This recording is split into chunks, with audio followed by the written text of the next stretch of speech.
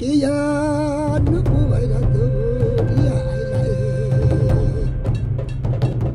negeri ini, pengobatan tradisional dimaknai bukan sekedar praktik medis semata, melainkan sebuah jalinan antara manusia dengan alam serta keyakinan dari generasi ke generasi. Melalui sosok tabib atau dukun adat yang disebut dengan Sikere, tradisi pengobatan kuno suku Mentawai yang diyakini sudah ada sejak 2000 hingga 500 tahun sebelum Masehi tetap terjaga. Hidup menyatu dengan alam, nenek moyang suku Mentawai memang sudah dikenal sebagai peramu dan peracik obat yang handal.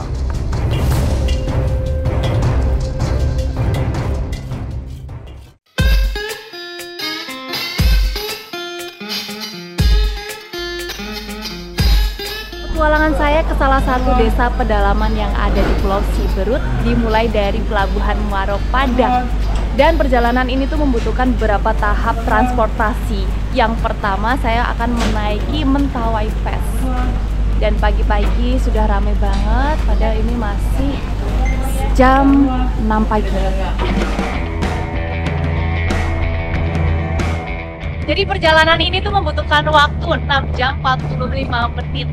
Dan cuaca sedikit mendung, tapi saya berharap cuacanya akan terus bagus karena kalau misalnya nanti hujan akan menghambat perjalanan.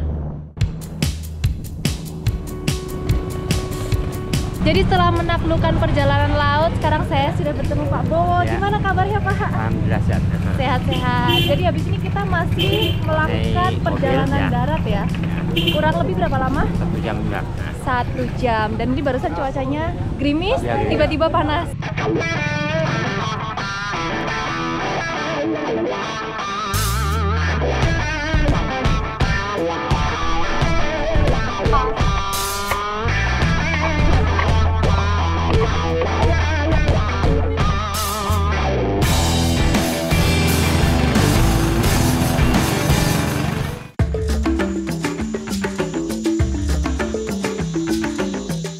Desa Matotonan berada sekitar 20 km dari pusat pemerintahan Kecamatan Siberut Selatan.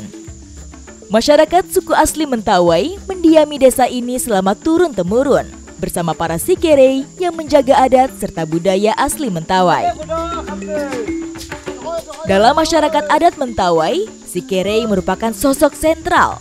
Mereka memegang peran penting sebagai penyembuh tradisional, pemimpin upacara adat, dan juga penjaga harmoni antara manusia, alam, dan roh para leluhur. Mereka hidup semi-nomaden dengan berburu dan meramu untuk bertahan hidup. Menganut sistem kepercayaan adat Sabulungan atau hidup berdampingan dengan alam, para Sikere sangat dikenal sebagai peramu alam yang andal. Pengobatan ala Sikere diyakini telah ada sebelum munculnya pengaruh agama dan sistem kesehatan modern.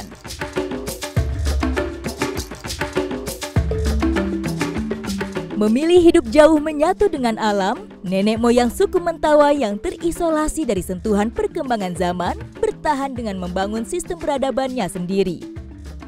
Termasuk soal harmonisasi dengan alam dan menjaga tubuh dari serangan penyakit, baik fisik maupun spiritual.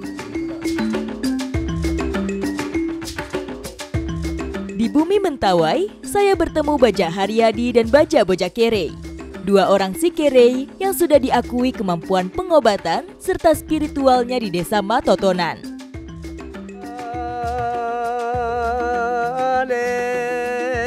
Selama puluhan tahun mengabdi sebagai Sikere, beragam macam penyakit telah berhasil mereka sembuhkan. Mulai dari penyakit umum hingga penyakit yang dianggap berasal dari gangguan non-medis. Metode pengobatan kuno ala suku Mentawai dianggap sebagai salah satu metode pengobatan tertua di Indonesia, bahkan juga dunia.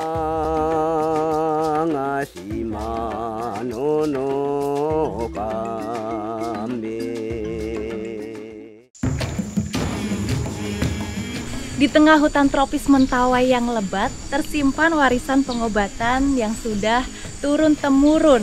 Jadi pengobatan ini tuh pengobatan tradisional, dan suku Mentawai dikenal sebagai orang yang mampu memanfaatkan tumbuhan sebagai obat alami. Sekarang saya mau menjelajahi rahasia penyembuhan mereka. Ikuti jejak saya, jejak petualang. Hutan bagi masyarakat suku Mentawai bukan sekedar tempat tinggal, tetapi juga kehidupan. Dari air di sungai yang mengalir, pepohonan yang menjulang, sampai akar dan dedaunan, menyimpan banyak manfaat yang dibutuhkan.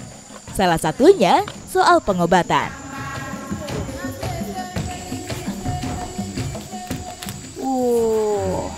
Nah, yang ini namanya silelema. Ini salah satu obat cacing.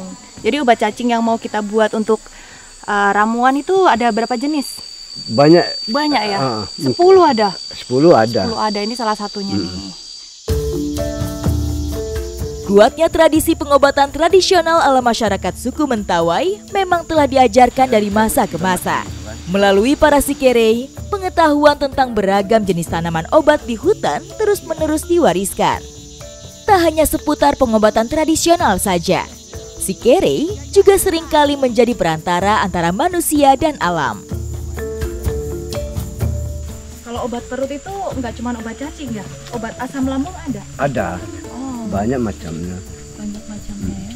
Kalau kita lagi nih, Apa itu? lagi kia nih pokok jago ya. Ini? Oh, Ini bisa dipakai iya. untuk obat asam lambung? Namanya apa ini? Ja.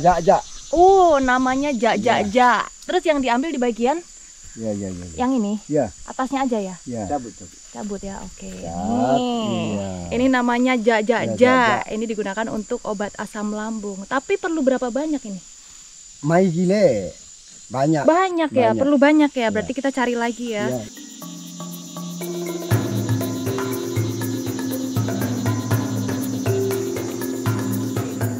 Sakit kepala dan penyakit pada perut adalah yang paling sering dirasakan warga suku Mentawai di Desa Matotonan.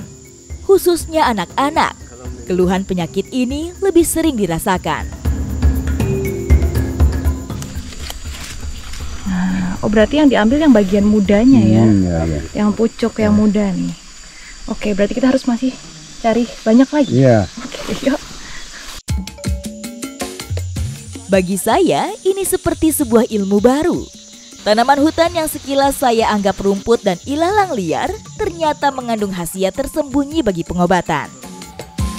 Tuh, menariknya tumbuhan-tumbuhan yang kita ambil untuk obat tradisional ini tidak pernah ditanam sama sekali. Jadi alam tuh sudah menyediakan semuanya untuk kita. Gratis. Ada banyak ini.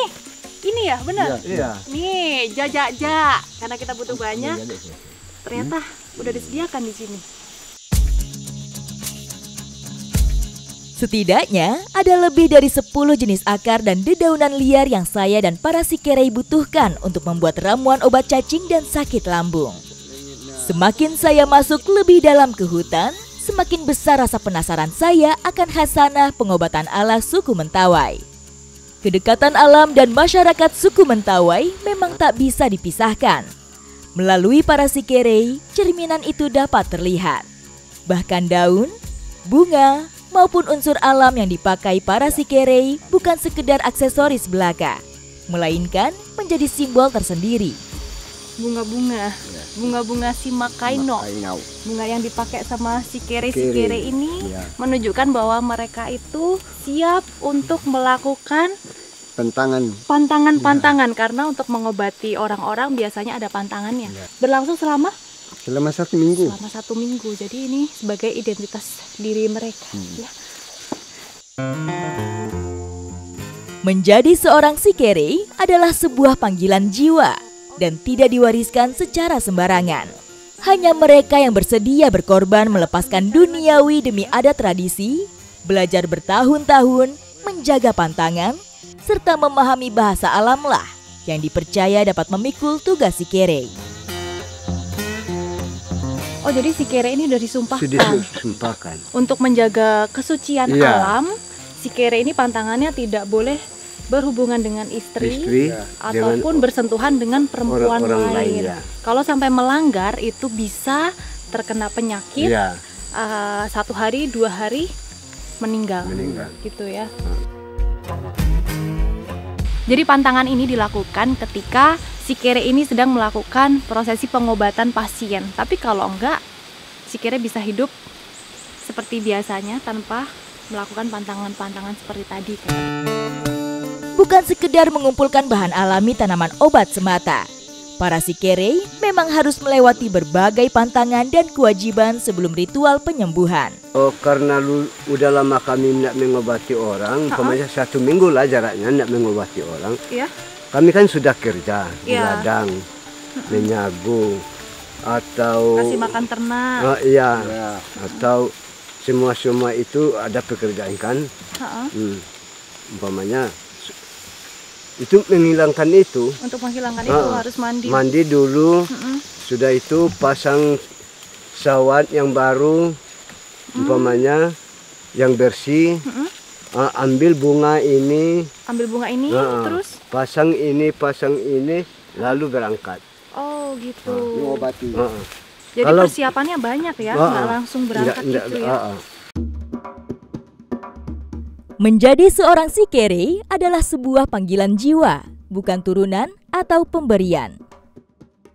Terkadang, panggilan bisa datang dari rangkaian mimpi maupun petunjuk dari Sikere lain yang telah lebih dulu menjalani perannya.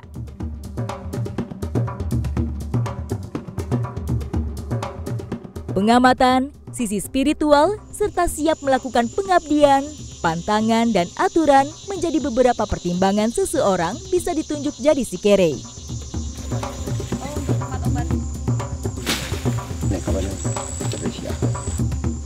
Sikere yang terpilih akan terus belajar berbagai ilmu pengobatan dan aturan adat leluhur sebelum siap untuk dinobatkan.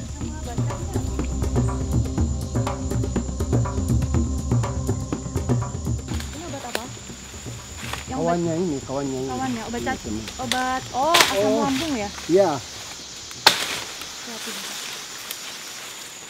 Ini namanya sibakat lagai.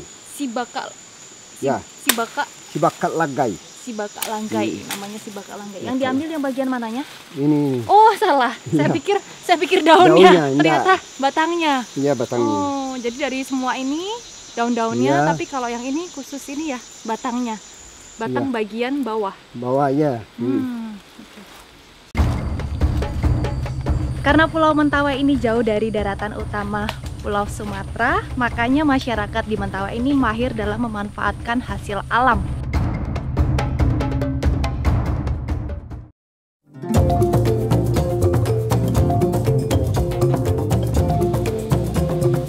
Setelah bahan obat terkumpul, aliran sungai Matotonan menjadi tujuan saya dan para Sikere. Beningnya aliran anak sungai Rereiket dipercaya dapat memberi khasiat tersendiri bagi racikan ramuan obat yang hendak kami buat. Masyarakat suku Mentawai percaya setiap penyakit pasti ada sebab, dan setiap sebab pasti ada solusi jalan keluarnya. Racikan tanaman obat yang saya dan para Sikere dapat hanyalah satu dari sekian banyak metode penyembuhan tradisional ala suku Mentawai. Jadi daunnya ini namanya mumruk tutu. Mumruk tutu ya. Ada banyak ya. Kalau yang ini tadi untuk obat cacing ya. Obat cacing. Obat cacing. Obat Jadi cacing. kalau obat cacing itu tuh di semua perut manusia tuh ada cacingnya. Ya. Jadi kalau kata Sikere ini ngobatin cacing itu nggak harus nunggu perutnya sakit. Tapi mulai dari sekarang pun boleh ya. Memakai wadah dari potongan bilah bambu, tanaman obat yang sudah bersih mulai diracik menjadi satu. Tidak semua bagian tanaman dipakai untuk racikan ramuan obat. Sebagian hanya diambil akar atau daunnya saja untuk mendapat khasiat penyembuhan yang terbaik. Jadi yang digunakan itu sari akarnya. Akarnya harus ditumbuk dulu sebelum dimasukin ke dalam bambu. Habis itu bisa dikasih air ya. Bisa dikasih air. Airnya boleh air mendidih ataupun juga air mentah juga boleh. Tapi dari sungai ini karena sungainya masih bersih. Sebagian tanaman obat yang terkumpul lanjut diparut untuk mempermudah penyerapan kandungan alami di dalamnya. Sebagian lagi cukup diiris atau diserut batangnya sesuai dengan kebutuhan. Kombinasi bahan dan peralatan dari alam serta cara yang sederhana inilah yang dipercaya mampu membawa kesembuhan bagi warga suku Mentawai.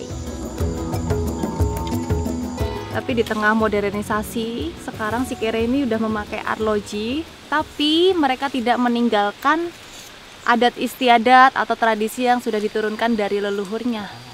Kayak sekarang ini nih, mereka masih menjaga tradisi yang diturunkan dari nenek moyang, yaitu dengan pengobatan tradisional. Itu untuk dioles di perut ya? Sikere bukan hanya tabib, sesepuh adat, atau pemimpin spiritual suku Mentawai, tetapi juga tentang pengabdian untuk menjaga alam serta adat istiadat. Jadi yang jadi Sikere ini cuman boleh laki-laki. Tapi kalau misalnya laki-laki ini punya pasangan, otomatis pasangannya itu juga jadi Sikere.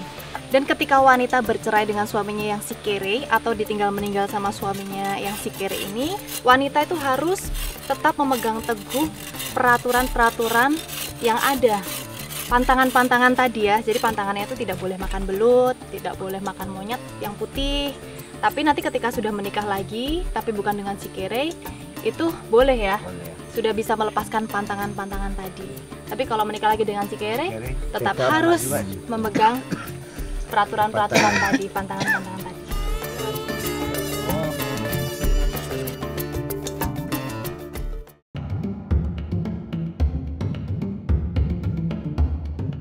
Dedaunan kering yang tergantung di atas pintu masuk menjadi penanda bahwa di rumah tersebut terdapat pasien pengobatan Sikere selama beberapa hari ke belakang. Nah, kita udah sampai di rumah pasien yang lagi sakit. Ini udah pengobatan selama kurang lebih 3 hari. Yang sakit siapa ini? Adiknya ya? Si Farah Arsila. Lagi sakit. Sakit apa? Silai.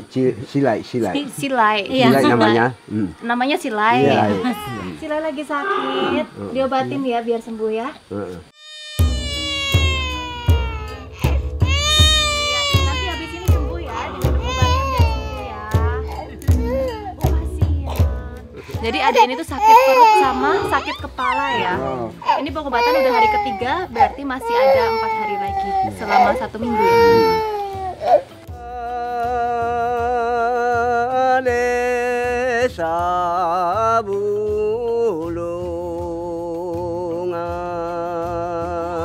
Untuk gejala penyakit ringan, metode atau ritual sederhana dengan ramuan obat dan nyanyian adat biasanya dilakukan. Namun, untuk kondisi penyakit tertentu yang dianggap berasal dari gangguan spiritual, tradisi ritual adat yang lebih besar biasa dilakukan.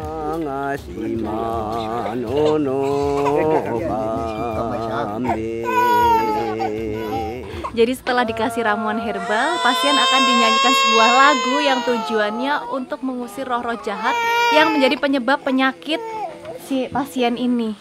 Tadi waktu Sikere ini nyanyi, adiknya berhenti nangis ya. Waktu Sikere berhenti nyanyi, adiknya mulai nangis lagi. Bisa gitu ya? Kira-kira begitulah. Kira-kira begitulah. Hei, cepat sembuh ya. Ramuan obat Sikere yang diminumkan merupakan metode penyembuhan penyakit dari dalam tubuh sang pasien. Sedangkan nyanyian spiritual yang dilantunkan menjadi sisi magis lainnya dalam upaya penyembuhan dan harmonisasi dengan alam dan roh para leluhur. Saat sakit, masyarakat di Mentawai tidak selalu datang ke rumah sakit, tapi mereka punya cara tersendiri untuk pengobatan dengan cara obat-obatan tradisional seperti tadi ini. Mudah-mudahan adanya cepat sembuh ya, Bu. Ikuti jejak saya, jejak petualang.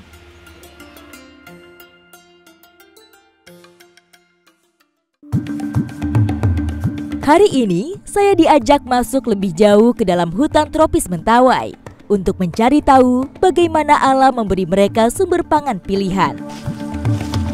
Karena Pulau Mentawai ini jauh dari daratan utama Pulau Sumatera, makanya masyarakat di Mentawai ini mahir dalam memanfaatkan hasil alam. Dari satu pohon sagu aja bisa menjadi banyak sumber pangan untuk masyarakat di sini. Bahkan batang sagu yang busuk sekalipun ya, Baja? Iya. Iya, bisa jadi sumber pangan yang enak. Di Mentawai, sagu adalah sumber kehidupan. Dari satu tanaman beribu manfaat bisa didapatkan. Jika batangnya diolah menjadi sumber makanan pokok, daun sagu juga sering dimanfaatkan untuk beragam kebutuhan seperti atap rumah maupun untuk memasak. Lebih dari itu, tanaman sagu yang sudah membusuk bahkan bisa dimanfaatkan sebagai bahan pangan alternatif. Jadi pohon sagu ini ternyata setengahnya sudah dimanfaatkan ya? Iya. Untuk Itu makan. makanan. Untuk makanan. Dan ini tuh sisanya. Sisanya untuk kita. Sisanya bisa dipakai untuk pakan ternak dan juga bisa menjadi sumber protein buat kita karena di dalam sini biasanya ada ulat sagu. Ayo Bajak kita cari. Suku Mentawai bermigrasi dari daratan Asia jauh sebelum Masehi. Nenek moyang mereka memilih hidup semi-nomaden di lingkungan pesisir maupun hutan hujan tropis. Biasanya, batang pohon sagu dipanen dan diolah saat sudah memasuki usia 7-15 tahun. Ah, ada.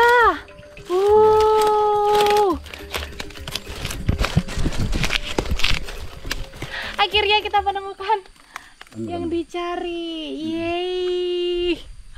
Ulat sagu. Ini ukurannya yang termasuknya yang kecil. Saya yakin pasti ada yang lebih besar lagi nih. Mencari ulat di dalam batang sagu yang membusuk tidaklah sulit bagi masyarakat suku Mentawai. Ada lagi? Waduh, nah ini ukurannya lebih besar nih yang ini nih. Kena kakajunya buat. Ukurannya lebih besar nih. Ada lagi. Wow. Wah, beruntung banget nih dapat banyak. Dapat banyak. Untuk pohon sagu bisa menghasilkan ulat sagu seperti ini prosesnya panjang loh. Karena pohon sagu ini usianya 8 tahun. Habis itu harus ditebang dan terus nunggu proses pembusukannya selama 1 bulan.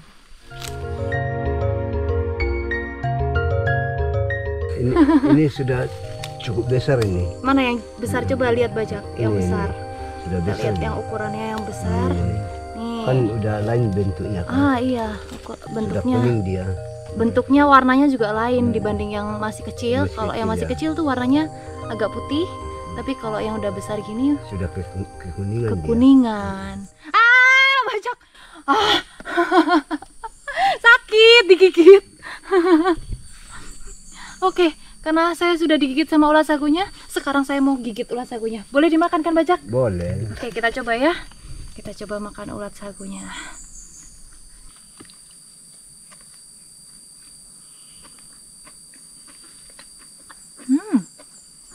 Enak.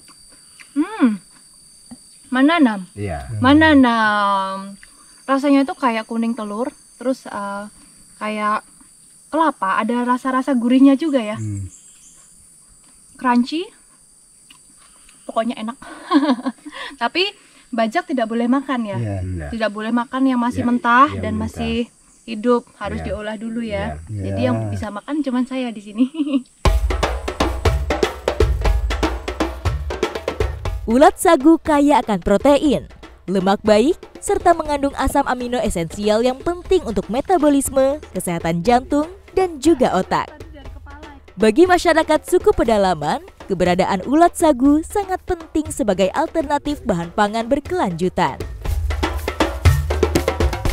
Bajak, kenapa sih si kira itu tidak boleh makan ulat sagu yang masih mentah? Ini jangankan si kere, Hah? sedangkan Si mata. bukan si kere, tapi kalau orangnya itu punya babi, punya ayam, tentu tidak bisa dimakan yang mentah, harus yang masak. Kenapa itu, Bajak? Kenapa?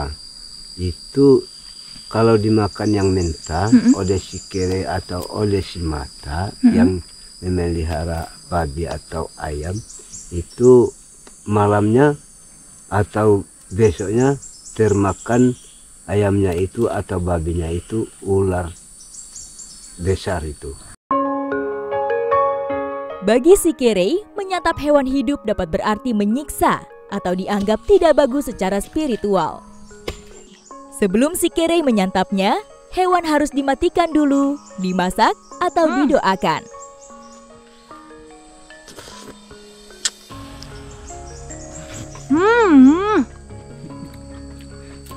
Maipit. Manis. Manis ya.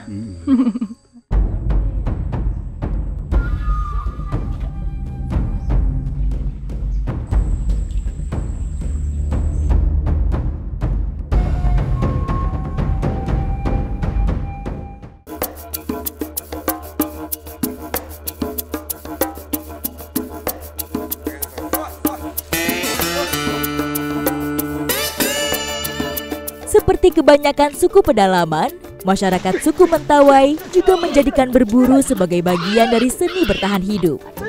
Dari mulai hewan besar seperti babi ataupun rusa, sampai dengan ikan di sungai seringkali menjadi target buruan. Sejak menginjakan kaki di tanah Sikere ratusan abad yang lalu, keterampilan memanah menjadi warisan leluhur yang masih terus dilestarikan suku Mentawai. Di Mentawai, pria dianggap dewasa ketika mereka itu sudah bisa berburu. Karena kalau mereka sudah bisa berburu, itu artinya mereka sudah siap untuk menyediakan pangan bagi keluarganya. Dan sekarang kita mau berburu ikan di sungai. Sungai Matotonan merupakan aliran anak sungai Rereiket. Alirannya yang dangkal dengan bebatuan di dasarnya biasa menjadi tempat bersembunyi beberapa jenis ikan-ikan kecil.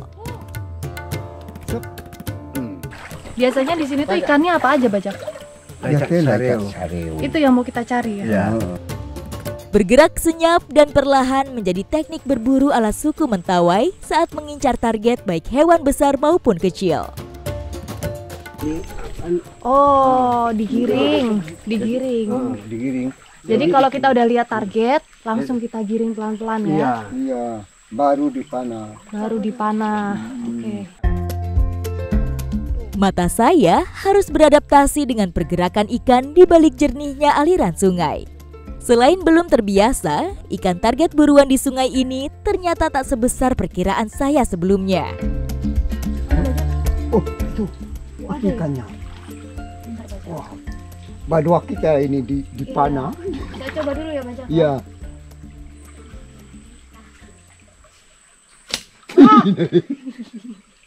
Susah ternyata. Masih ada ikan ya? Coba Bajak, coba.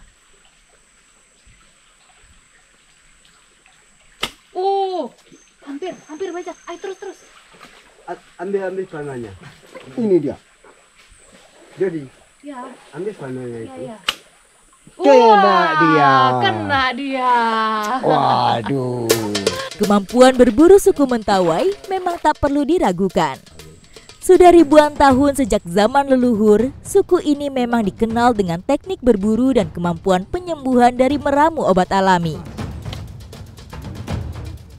Jadi memanah itu salah satu seni bertahan hidup bagi suku Mentawai. Selain memanah, ada satu lagi identitas yang sangat melekat bagi suku Mentawai, yaitu titi. Titi ini ya, Titi, iya. Kalau bentuknya seperti ini, Bintang. Maknanya apa, Bajak? Itu menerangkan manusianya. Menerangkan manusia, sumber cahaya ya. Tato atau titi suku Mentawai diperkirakan telah ada sejak tahun 2000 sebelum Masehi, sepanjang usia suku ini berada. Menjadi warisan leluhur turun-temurun, tradisi tato Mentawai merupakan salah satu yang tertua di dunia. Bagi suku Mentawai, khususnya kaum lelaki, tato atau titi menjadi identitas cerminan jiwa pemiliknya. Gini. Oh, bentuknya seperti Ya, panah. Oh iya, betul. Bentuknya seperti panah. Maknanya apa itu? Hah? Maknanya apa? Itu semua laki-laki itu punya panah. Oh, jadi semua laki-laki harus bisa berburu. Ya. Harus punya dourau. panah. Oh, Punya panah, punya dourau. oh gitu. Jadi gitu ya. Bagi saya, bisa hidup dan berbagi cerita dengan para Sikere suku Mentawai di desa Matotonan menjadi pengalaman berharga yang luar biasa. Dari meracik ramuan obat hingga belajar seni bertahan hidup ala mereka. Sebagai hadiahnya, ikan hasil berburu kami di sungai saya olah untuk kami santap bersama-sama. Menjadi salah satu suku tertua di dunia menandakan betapa harmonisnya kehidupan suku Mentawai dengan alam semesta. Alam semesta terjaga dengan baik, masyarakat hidup bahagia. Ikuti jejak saya, jejak petualang.